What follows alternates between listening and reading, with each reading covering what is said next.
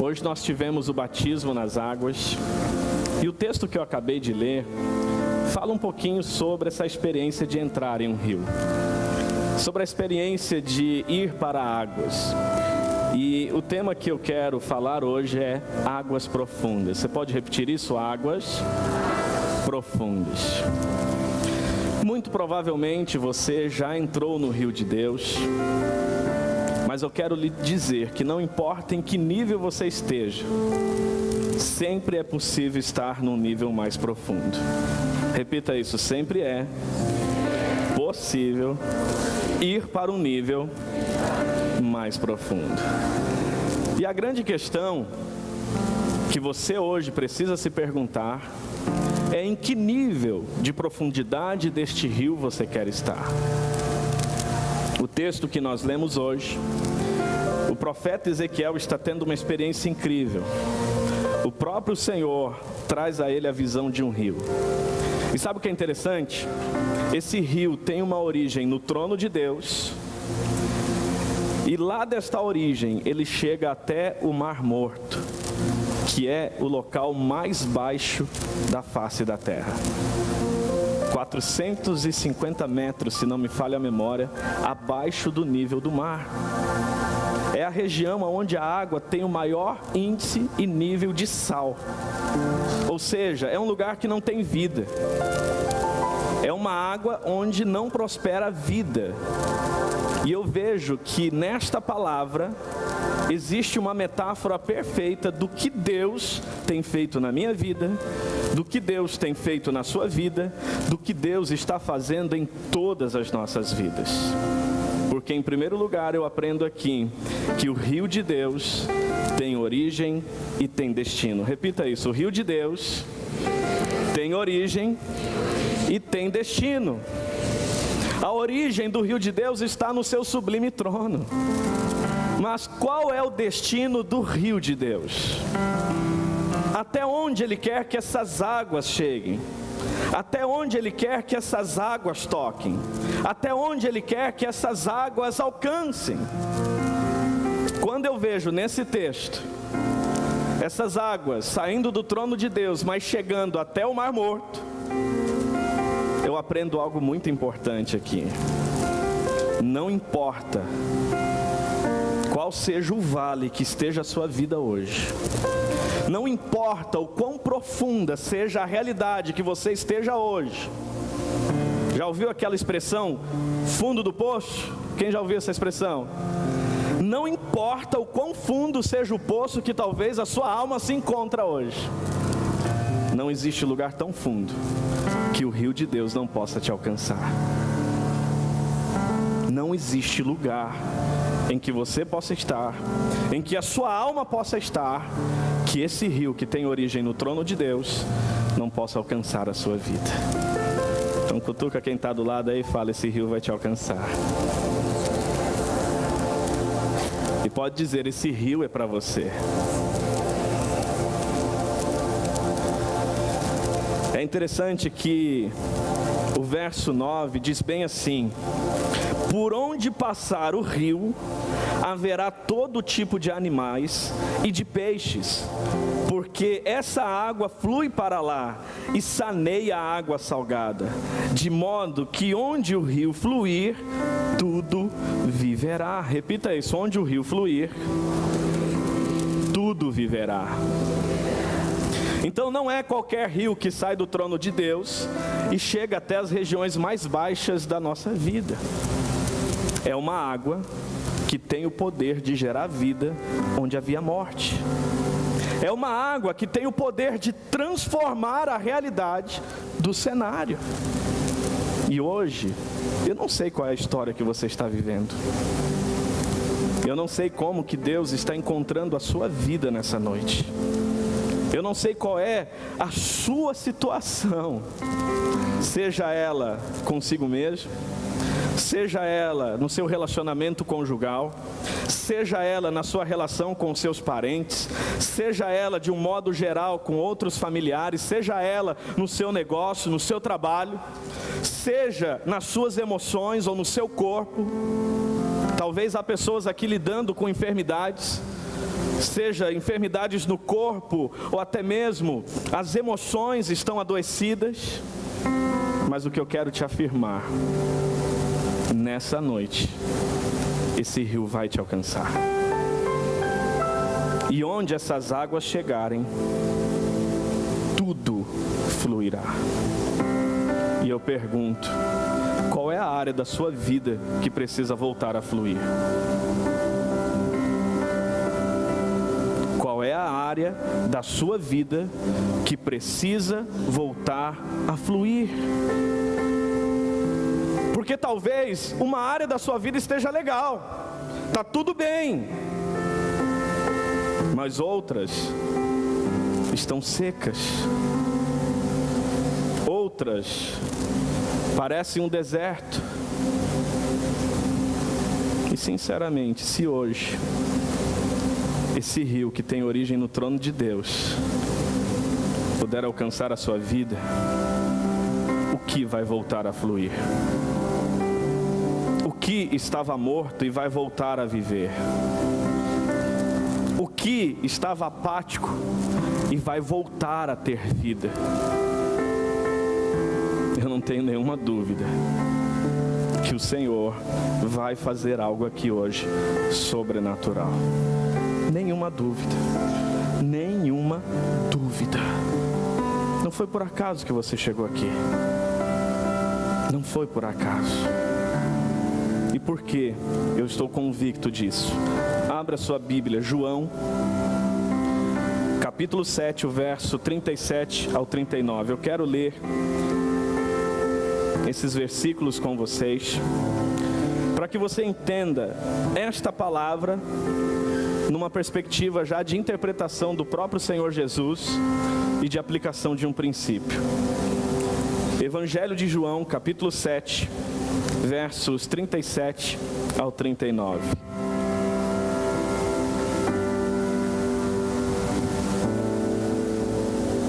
Quem encontrou, diga amém. Quem está encontrando, só diz, espera um pouquinho. Encontraram? O texto está projetado aqui, você pode acompanhar. Nos diz assim: no último e mais importante dia da festa, Jesus levantou-se e disse em alta voz: se alguém tem sede, venha a mim e beba. Quem crer em mim, como diz a Escritura, do seu interior fluirão rios de água viva. Ele estava se referindo ao Espírito, que mais tarde receberiam os que nele crescem. Até então, o Espírito ainda não tinha sido dado, pois Jesus ainda não fora glorificado. Preste bem atenção. O Senhor Jesus está dizendo que haveria um momento que no meu interior, no seu interior, iria fluir um rio, e um rio de água viva. E ao falar deste rio de água viva, ele estava falando do próprio Espírito Santo agindo dentro de mim, agindo dentro de você. Próprio Espírito Santo fluindo em você. E essa promessa, ela se cumpriu. Quando você olha para Atos dos Apóstolos, o capítulo 2, os versos 1 ao 4, nos diz que estavam todos reunidos em um mesmo lugar. E de repente, veio do céu um som como de um vento impetuoso, que encheu toda a casa. E eles viram como que línguas de fogo que se repartiram e pousaram sobre cada um deles. E sabe o que aconteceu? Todos passaram a falar noutras línguas, segundo o Espírito concedia que falassem, e todos foram cheios do Espírito Santo. Repita isso: todos foram cheios do Espírito Santo. Coloca a mão no coração, por favor, e repita após mim: essa promessa também é para mim.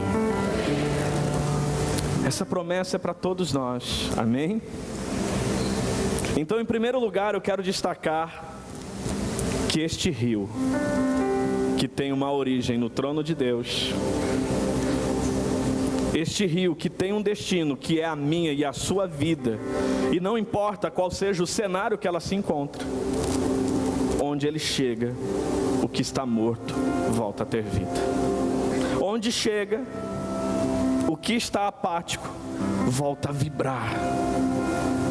E eu vou dizer algo: essas águas vai tocar hoje aqui, não só as novas pessoas que estão começando as suas vidas com Deus e que hoje deram esse testemunho através do batismo. Essas águas vai tocar pessoas que já estão na estrada há algum tempo. Pessoas que precisam voltar ao primeiro amor. Repita isso: voltar.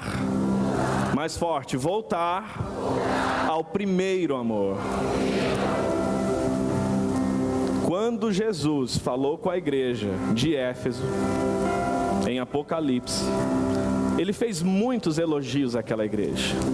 Mas ele disse algo àquela igreja: eu tenho algo contra vocês.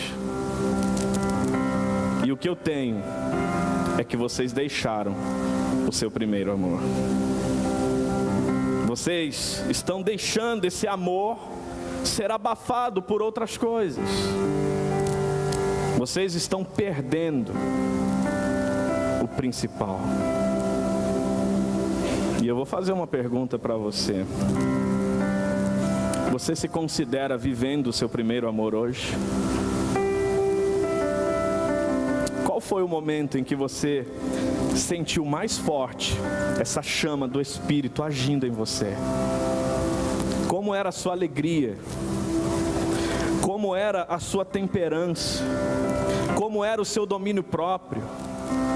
Como que era a forma como você se relacionava com as pessoas? Como que era o entusiasmo com que você falava de Jesus? Como que brilhavam os seus olhos a falar daquilo que você estava vivendo no reino? Hoje, qual é o brilho que tem no seu rosto? Hoje, qual é o entusiasmo que manifesta na sua vida? Hoje, o quanto de fato você se percebe engajado, comprometido com aquilo que mais importa ao Senhor Jesus? E vamos lá, será que você ainda se lembra o que mais importa ao Senhor Jesus? Quem está perto do coração de Jesus? Estar perto do coração de Jesus é ser apaixonado por aquilo que Ele é apaixonado, é se importar com aquilo que Ele se importa, é focar naquilo que Ele pediu para focar. E vamos só pensar um pouquinho. Atos dos Apóstolos, capítulo 1, verso 8, nos diz a palavra: mas recebereis poder ao descer sobre vocês o Espírito Santo, e vocês vão arrumar uma cadeira bem confortável na igreja e vão esperar a minha volta ouvindo um belo de um culto. É isso? Tem certeza? Vocês receberão poder ao descer sobre vós o Espírito Santo, e vocês vão apontar o dedo e começar a separar o joio do trigo. Vocês vão começar a separar os bodes das ovelhas. É isso? Não. Então por que você ainda insiste em julgar alguém, achando que recebeu tal poder do Senhor para fazer isso? Repita isso: eu vou receber poder ao descer sobre mim o Espírito Santo, e quando isto acontecer, eu vou me tornar uma testemunha eficaz, eficiente, para revelar quem é Jesus. Você sabe o quanto ainda está no primeiro amor, pelo quanto que quem te conhece, conhece a Jesus. Você sabe o quanto está no primeiro amor, pelo quanto que quem encontra com você, encontra com algo de Deus. Você sabe que está no primeiro amor, quando alguém se encontra com você, e algo do céu tem espaço para acontecer na terra. Eu pergunto, quando foi a última vez que você levou alguém a Jesus? Quando foi a última vez que alguém conheceu Jesus através de você?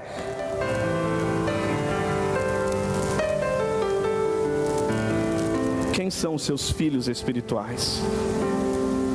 Quem são os filhos que você está gerando para Deus? Se faz tempo que isso aconteceu, ou se isso não está acontecendo, existe um rio que quer chegar em você. E este rio quer fazer você voltar a fluir. Posso ouvir um amém? Quem aqui já crê em Jesus? De verdade, quem crê em Jesus? Ele está dizendo que quem crê nele, do seu interior, vai fluir um rio. Repita isso, fluir. Mais forte, fluir. E aqui eu quero abrir um parêntese. Tem muita gente que quer que as coisas funcionem. Quem aqui que gosta das coisas funcionando bem direitinho? Suas pernas estão funcionando? Seus braços estão funcionando? Sua cabeça está funcionando? Ótimo. Aquilo que você administra está funcionando bem? Às vezes tem pessoas que se enganam. Pensam que ser chamados para servir no ministério da igreja é para ajudar a igreja a funcionar. Fala para quem está do seu lado, a igreja não precisa de você para funcionar.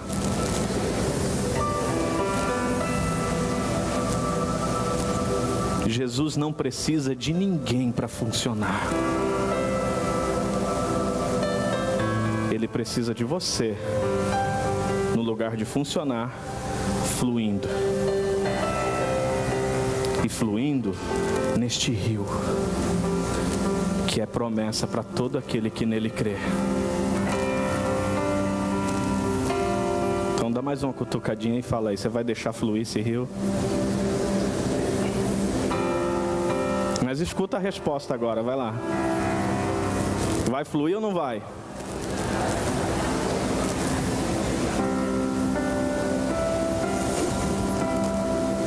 Bem, então em primeiro lugar, o rio de Deus tem origem e tem destino. Tá claro isso? A origem é o seu sublime trono e o destino é o Mar Morto. Não importa o quão salgada seja a sua vida, não importa o quão baixo esteja o seu nível de espiritualidade hoje, o seu nível de relacionamento com Deus, esse rio te alcança. Amém? E se alcançar, vai fluir. E onde esse rio fluir, é promessa. Tudo vai viver. Tudo viverá. Quem quer essa vida para a sua vida? Quem quer esse rio fluindo em tudo que diz respeito a você? Amém. Segundo, para mim fica evidente então que este rio é uma extensão do próprio ser de Deus até a minha e a sua vida. Repita isso, esse rio é uma extensão do próprio ser de Deus até mim. Quando você entra nesse rio, você está entrando em Deus. Este rio é a metáfora perfeita para a pessoa e a obra do Espírito Santo estendida a nós, mediante a vida de Cristo. Ele disse, eu vou para o Pai, Mas eu vou deixar um rio para vocês. Eu vou deixar o Espírito Santo. Eu vou deixar o Consolador. Eu vou deixar aquele que vai capacitá-los, que vai, de fato, ungí-los para que a obra seja feita. E quando eu olho para isso, para mim está claro essa figura do Espírito Santo na vida deste rio, na extensão desse rio. E aqui está o principal motivo porque você deve crer que algo vai acontecer na sua vida aqui hoje. Se não há lugar que este rio não possa alcançar, e se esse rio é a extensão do próprio ser de Deus na pessoa do Espírito Santo, você tem ideia do que pode acontecer na sua vida se você verdadeiramente entrar nesse rio? Se você verdadeiramente se permitir deixar ser tocado, lavado, limpo por esse rio? Você já parou para pensar no que pode ser diferente na sua vida hoje? O verso 3 ao 5, até abra a sua Bíblia. Eu quero reler esse texto com vocês, por gentileza.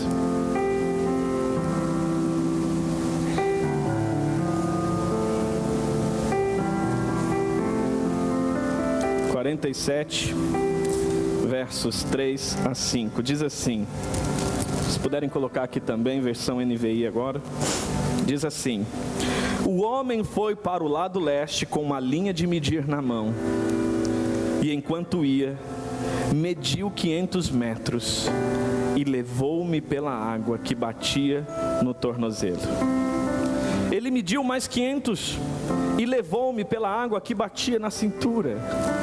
Mediu mais 500 e levou-me pela água que chegava ao joelho. Mediu mais 500, mas agora era um rio que eu não conseguia atravessar, porque a água havia aumentado e era tão profunda que só se podia atravessar a nado. Era um rio que não se podia atravessar andando. Repita isso, era um rio que não se podia atravessar andando. Preste atenção nisso. Se este rio é uma extensão do próprio ser de Deus até mim e até você, em que profundidade desse rio você quer estar? Ezequiel é levado pelo Senhor. E é interessante que ele chega num local do rio que mede no... Onde que mede? No tornozelo. Só que este lugar, por alguma razão, não era o lugar para ele estar. É medido mais 500 metros. E agora, um rio está batendo onde? No joelho. Mas também, batendo no joelho, não era o lugar para ele estar. Mede mais 500, e agora o rio está batendo onde? Na cintura. Mas também não era para estar ali. E aqui tem uma coisa importante. É medido mais 500 metros. E eles chegam num lugar aonde não dá mais pé. Só dá para atravessar a nado. Olha aqui para mim. Quem aqui gosta de controlar as coisas? Sinceramente. Quem é casado? Vamos lá. Quem é casado geralmente traz... Você que é casado, o quanto você gosta de controlar o seu marido ou a sua esposa? Sinceramente. Quem gosta de controlar um cartão de crédito aí? Quem gosta de controlar a agenda do cônjuge? O que faz ou o que vai deixar de fazer?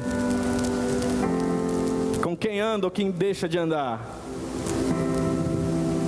Vamos lá. Quem gosta de um controlezinho aí?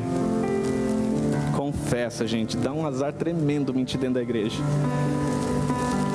E no encontro com Deus eu disse que quem mente dá diarreia.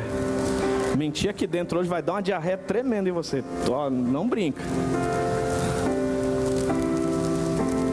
Quem gosta de controlar as coisas aí? Vamos lá, levanta a mão, vamos ver. Ok, melhorou. Geralmente quem acha que não gosta é quem mais controla as coisas.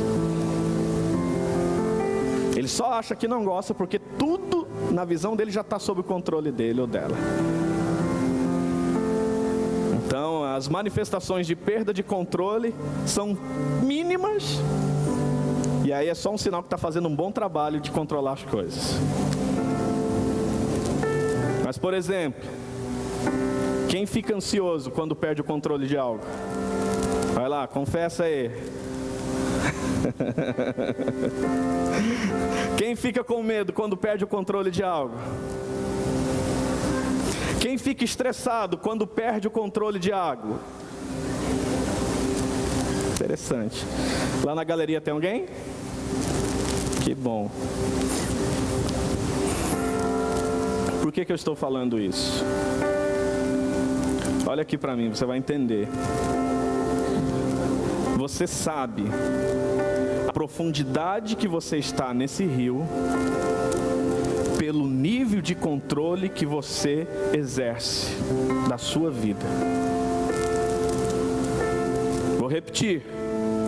Você sabe a profundidade que está nesse rio pelo nível de controle que você exerce na sua vida. Quem está no controle da sua vida? Quem está no comando da sua vida? Quem está na direção da sua vida? Quem governa a sua vida?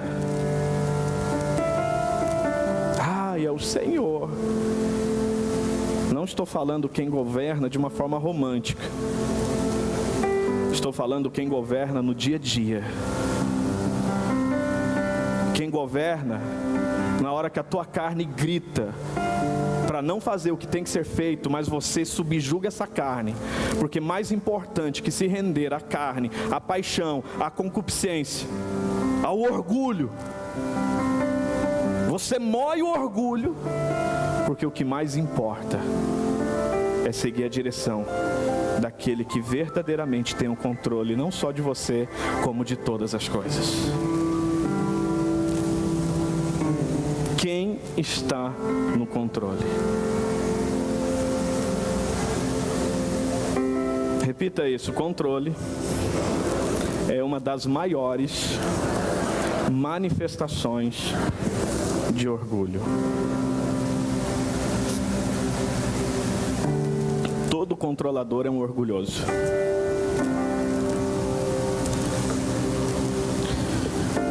Mas também, quem acredita que tem o controle de algo, comete um ato de insubordinação a Deus. Repita isso: insubordinação. E também, vai lá, e também acredita em superstição. Quem já viu uns crentes supersticiosos? Quem já viu? O que é superstição? Quem aqui já colocou uma vassourinha atrás da porta para ver se a visita vai embora? Quem já ouviu falar disso? Quando você ri, você não precisa falar mais nada, tá? Tu já falou tudo. Quem aqui já ouviu falar de pé de coelho? Chaveirinho de pé de coelho. Quem já ouviu falar? O que acontece se você tiver um chaveirinho desse? Hã? Vai dar sorte, né? É isso? Ei, acreditar que você tem o controle de algo é tipo acreditar num pezinho de coelho ou numa vassoura que você coloca atrás da porta.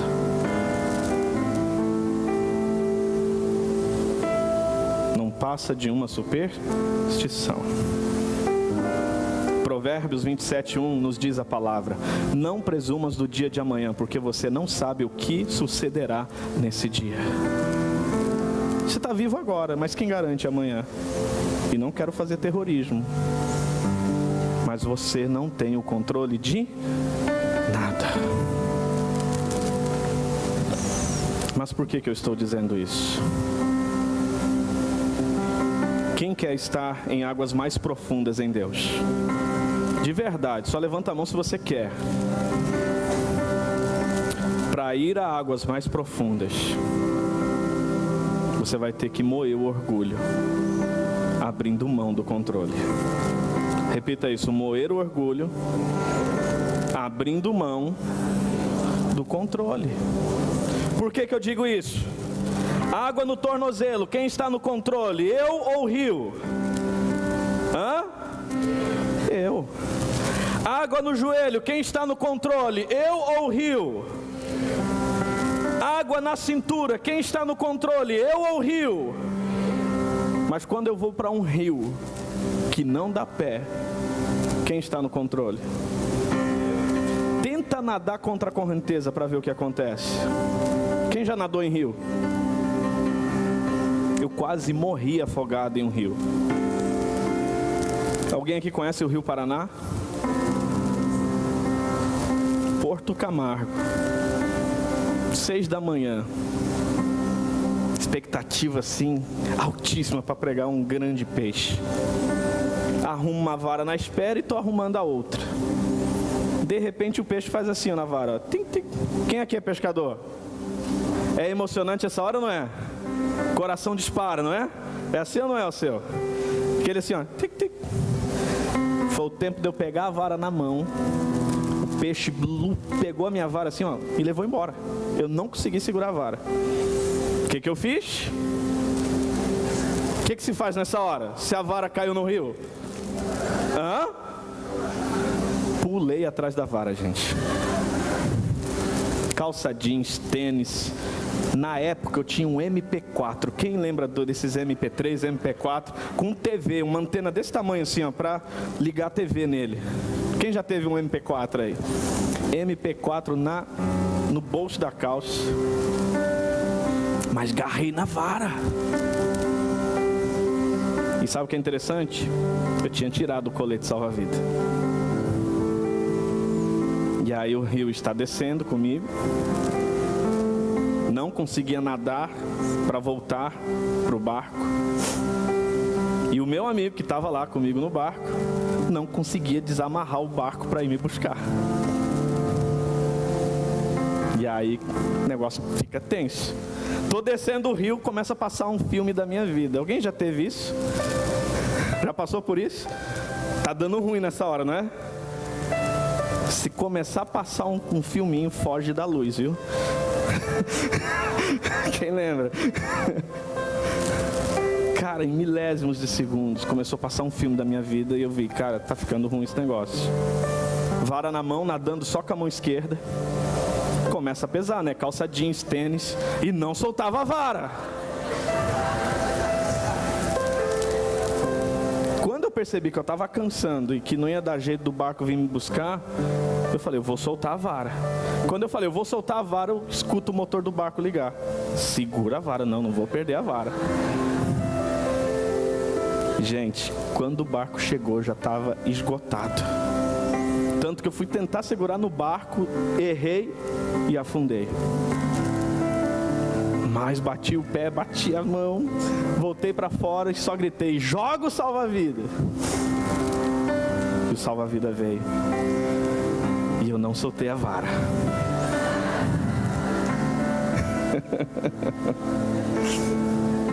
Não tirei o peixe, mas não perdi a vara. Mas o que eu quero dizer? Quando você entra num rio de águas abundantes, você não tem mais controle. Em hipótese alguma. E aqui, você precisa hoje pensar com muita seriedade. Quem está no controle da sua vida? Eu não estou perguntando se você tem o Espírito Santo. Se você crê em Jesus, se você abriu seu coração para recebê-lo como Senhor e Salvador da sua vida, a palavra de Deus nos diz que o Espírito Santo de fato está em você. A pergunta não é se você tem o Espírito Santo. A pergunta é o quanto que o Espírito Santo tem o controle sobre você. quanto que você já se rendeu ao Espírito Santo. Em que profundidade desse rio você está? Se você está em águas rasas, é o Espírito Santo que está no controle ou é você? É você. Se você está com águas no joelho, quem está no controle é você ou o Espírito Santo? É você. Se as águas estão na cintura, quem está no controle é você ou é o Espírito Santo?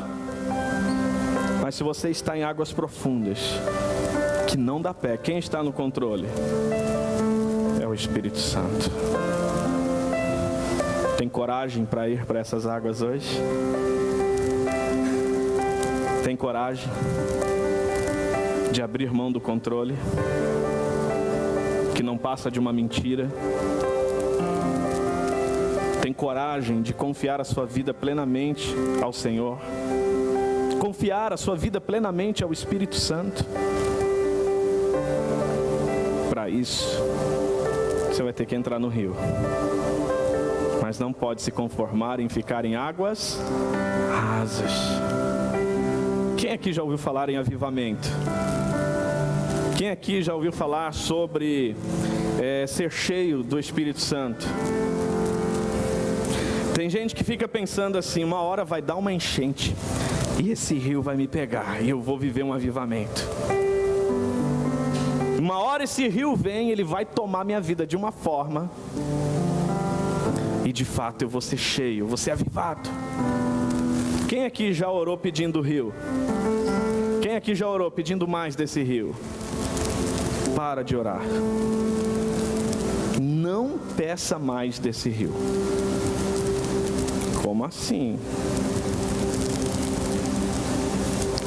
Pare de orar pedindo mais desse rio. Porque tu está aqui, Espírito Santo, vem.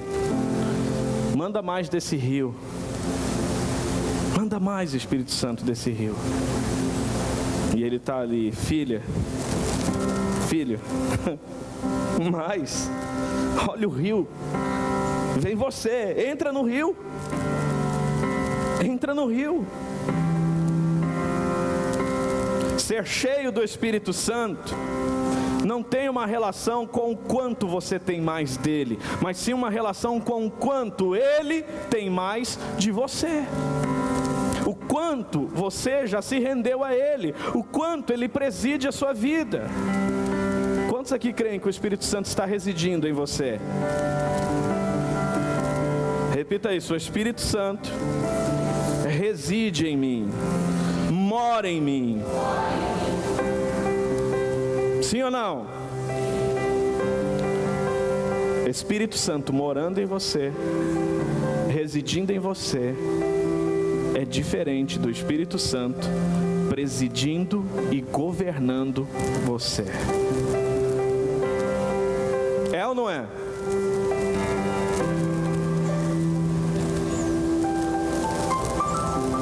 O Espírito Santo reside em você.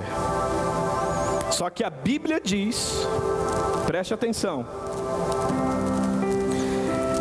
Efésios 4:30, não entristeçam o Espírito Santo de Deus, com o qual vocês foram selados para o dia da redenção.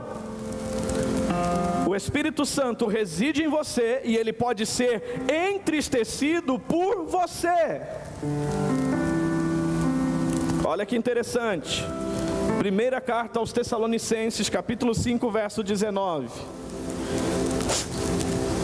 Não apaguem o Espírito. O Espírito Santo reside em você, mas ele pode ser apagado.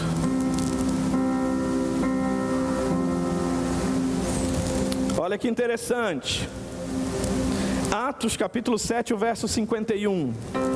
Povo rebelde, obstinado de coração e de ouvidos, vocês são iguais aos seus antepassados, sempre resistem ao Espírito Santo. Olha isso. O Espírito Santo mora em mim, mas eu posso resistir. Quantas vezes você já resistiu ao agir dele? Quantas vezes você até mesmo já veio para um culto e ao invés de você dar lugar a ele, você apagou ele. Ao invés de você deixar ele governar a sua vida, você resistiu ele. Com um coração rebelde, com um coração obstinado. E olha que interessante, Hebreus capítulo 3, versos 7 e 8. Assim como diz o Espírito Santo, hoje, se vocês ouvirem a sua voz, não endureçam o coração. Posso dar uma apertadinha? Sim ou não? Ok. Ele mora em você. Mas a palavra está dizendo que você pode ouvir ele e endurecer o seu coração. Mexe aí no teu coração, vê se ele está duro ou está molinho. Como que está teu coração agora, diante do Espírito Santo? Como que está o teu coração agora, diante da exposição da palavra que é de Deus, não é minha? Por que eu pergunto isso? Quero concluir dizendo: como saber se o seu coração está duro? Quem quer saber isso? Quer checar se está duro? Sim ou não? Um coração endurecido é um coração que sempre tem argumentos para desobedecer a Deus. Repita isso: meu coração duro sempre vai inventar um bom argumento para não fazer o que ele já deixou claro que eu tenho que fazer. Faz sentido isso? Sim ou não? Quantas vezes já estava claro para você, mas você inventou uma história, você inventou uma bela de uma justificativa, você inventou uma bela de uma desculpa para não fazer o que a palavra de Deus diz que é para você fazer, o que o Espírito Santo falou para você fazer. Quem está entendendo? Coração duro. Um coração duro também não sabe dar ouvidos. E eu não estou falando dar ouvidos a qualquer pessoa. Não sabe dar ouvidos a quem ouve a Deus. Repita isso: não sabe dar ouvidos a quem ouve a Deus. Geralmente, gente de coração duro não busca alguém que ouve a Deus para ouvir.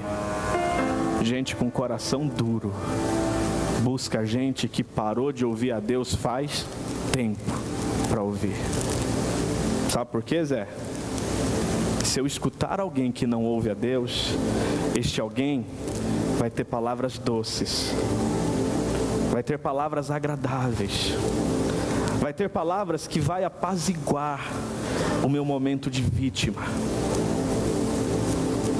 vai ter palavras muito bonitas, mas palavras bonitas não certifica que são palavras de alguém que ouve a Deus. Gente de coração duro prefere ouvir alguém fora da igreja, prefere ouvir alguém que não tem autoridade e responsabilidade espiritual sobre você, prefere ouvir alguém que não conhece você, prefere ouvir alguém que não vai exortar você, que não vai puxar você, esticar você, porque na verdade o que você quer não é um bom conselho para viver a boa, agradável e perfeita vontade de Deus. Você só quer alguém que concorde com você. E hoje, você está buscando alguém para concordar com você? Ou alguém que ouve a Deus para falar ao teu coração. Quem hoje que ouve a Deus que pode exortar você? Quem hoje que ouve a Deus e pode esticar você? Quem hoje que ouve a Deus e pode exortar profundamente o seu coração? Sem você se exasperar, sem você se ofender, sem você fazer biquinho, mas agradecer, porque você sente paz, porque é alguém que ouve a Deus que está puxando a tua orelha, é alguém que ouve a Deus que está dizendo, vai por aqui, esse é o caminho. Quem está entendendo isso, gente? Como saber se o coração endureceu? Consciência insensível. Repita isso, insensível é a consciência de todo o coração endurecido. A vida está morna, mas a pessoa pensa que está quente, porque perdeu a sensibilidade. A vida está morna, mas a pessoa pensa que está quente, sabe por quê? Está se comparando com quem está frio. E se você se compara com quem está frio, o morno é quente. Mas o seu critério para mensurar a temperatura espiritual da sua vida não é alguém que está frio. O critério para você medir a temperatura da sua vida é olhar para Jesus e perceber como você está seguindo os seus passos. É olhar para Jesus e ver o quanto você está submetendo ao reinado dele, à autoridade dele. É olhar para Jesus e ver o quanto você de fato abriu mão do controle para deixar que ele governe a sua vida. Quem está entendendo isso? E para encerrar, um coração endurecido, repita isso após mim, não consegue interromper um processo de decadência em sua vida. Está cada dia mais frio, cada dia um tropeço diferente, mas não consegue interromper, não consegue mudar. E sabe por quê? O coração está duro, endureceu. E aí falta em culto e acha que é normal.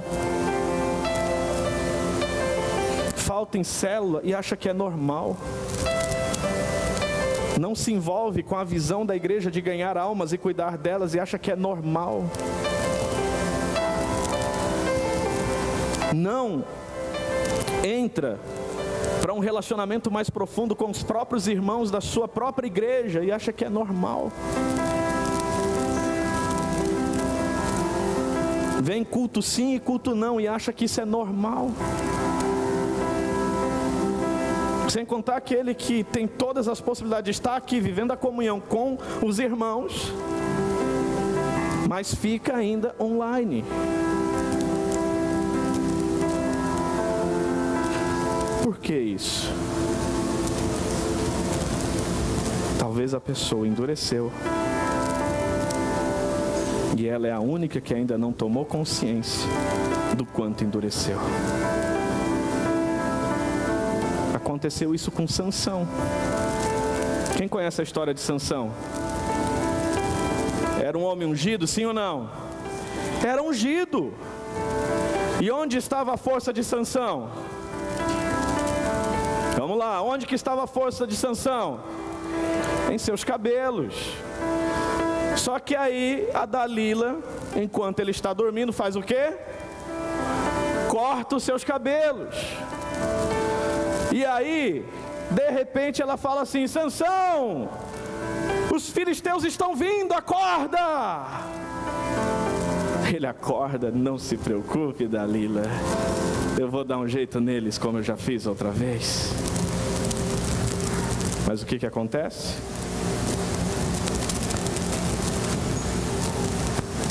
Ele era o único que não sabia que a unção não estava mais sobre ele. Se você não cuidar, a unção vai embora e você é o último a saber. Se você não cuidar, o seu coração endurece de tal forma que você é o último a descobrir isso. Só que achando que você está com tudo, julgando as pessoas, dizendo que esse é bode, esse é ovelha, dizendo que esse é trigo e esse é joio. Deixa comigo que eu resolvo. Mal sabe que a unção foi embora. Mal sabe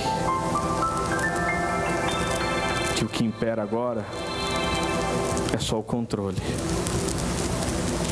E quanto mais você acha que tem controle das coisas, mais raso você está no rio de Deus.